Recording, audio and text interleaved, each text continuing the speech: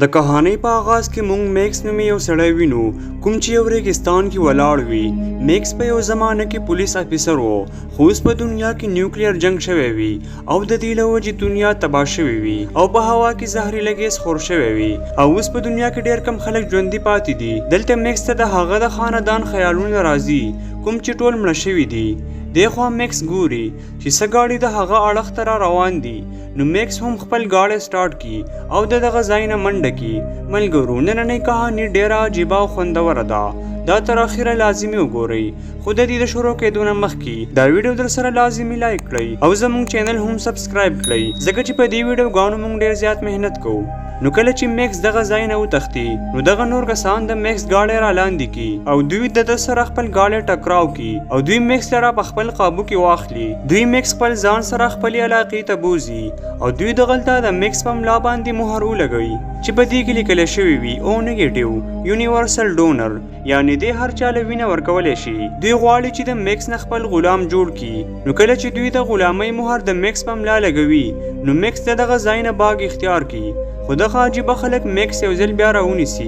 بل سین کې مونږ یو خطرناک سړی وینو چې د دا نوم ایمورټن جو وي او همدا ټول خلک د ده دپاره کار کوي ځکه چې دا اوس د دنیا تر ټولو طاقتور انسان وي. مونږ ګورو چې د ده په مخ یو عجیبه ماسک دی چې د دې له وجې دی ساه اخلي یعنی که دی ژوندی پاتې کېدل غواړي نو دغه ماسک بچري هم نه لرې کوي. ایمورټن جو په یو غار کې اوسیږي چې په دې کې ډېر کمزوري خلک هم وي او دا ټول غریبان خلک ایمورټن جو خپل خدای ګڼي. دغه خلک د زهریله هوا له وجې ډېر زیات کمزوري شوي وي. نو ایمورټن جو دوی ته وایي چې تاسو ټول به یو ځل بیا صرف زما له وجې روغېږئ. دې نه پس ایمورټن جو د دوی دپاره اوبه پرېږدي نو هغه ټول په اوبو ورمنډه کی او ډیر خوشاله شي ولې چې دا هغه وخت دی چې اوس اوبه او روټۍ د دنیا د مخ نه ختم شوي دي. دې نه پس موږ یو جینۍ وینو چې د دې نوم فیروسا وي او دا هم د ایمورټن جو دپاره کار کوي.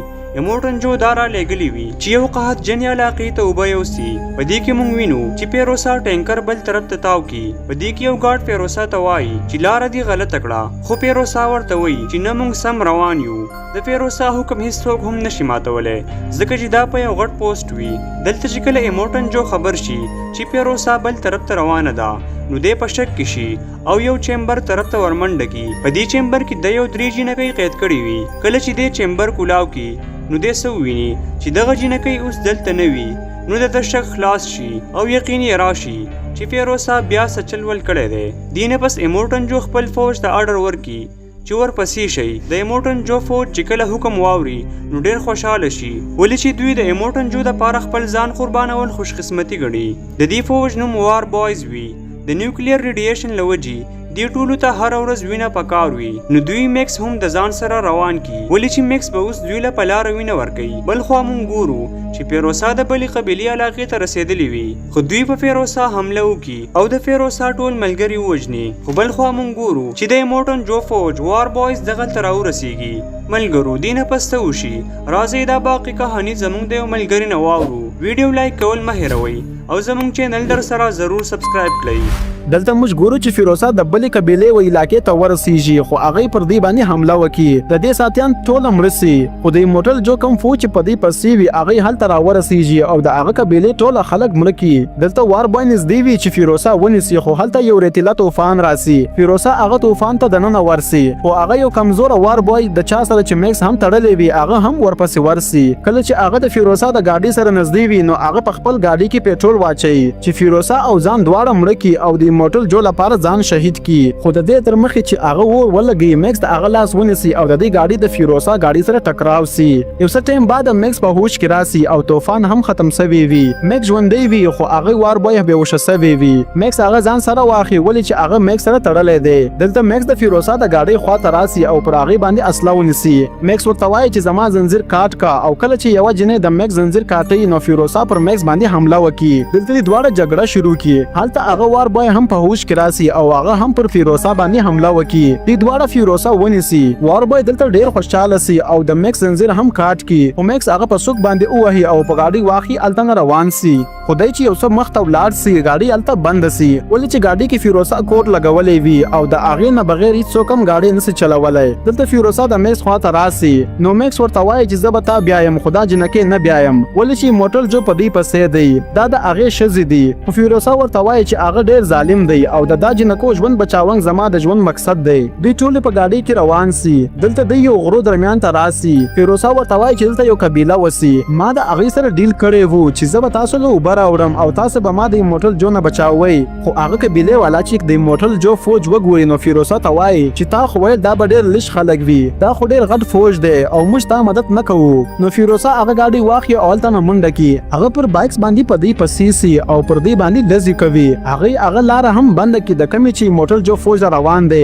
میکس او فیروزه د هغې مقابله وکړي او هغې ټول مړه کړي. خو دلته یې موټل جو په یو ګاډي کې یو څو کسانو سره په دې پسې راورسېږي. موټل جو پر فیروزه باندې اسله ونیسي چې ویې ولي. خو هلته یوه جنۍ د موټل د زوی مور د اصلې او مخې ته راسي. نو موټل جو اصله لاندې کړي او هغې پر دې باندې حمله جاري ساتي. یو سړی د دې پر ګاډي باندې ورجم کړي او د یو زنځیر ور وغورځوي کوم چې د دې په سټیرینګ کې پساو سي. د دې ګاډي د کنټرول نه ووځي خو یوه جنۍ د باندې راسي او هغه زنځیر کاټ کړي. د دې ګاډي د یو کان سره نږدې وي چې ټکراو وسي خو هغه یې بچاو کړي. هغه جنۍ کومه چې زنځیر کاټ کړی وو هغه پر دروازه باندې زوړنده وي خو د هغې پښه هلته نه سلیپ شي او هغه لاندې شوسي. شاته موټل جو چې هغه وویني نو خپل ګاډي د هغې نه بچاولو کوشش کوي، خپله ګاډي ته الټه کړي. خو موټل جو چې کله د ګاډۍ نه د باندې راسي هغه ګوري چې هغه جنۍ مړه سوې ده. نو موټل جو له ډېره غوسه ورسي او هغه خپل فوج ته وایي چې دی ټول مړه کوي. میکس او فیروزه مخ ته روان وي خو هلته موږ هغه وار بای ګورو کوم چې د دې په ګاډۍ کې پټ دی. د هغه نوم نکس وي. هغه وایي چې زما سره موقع وه چې تاسو ټول ونیسم او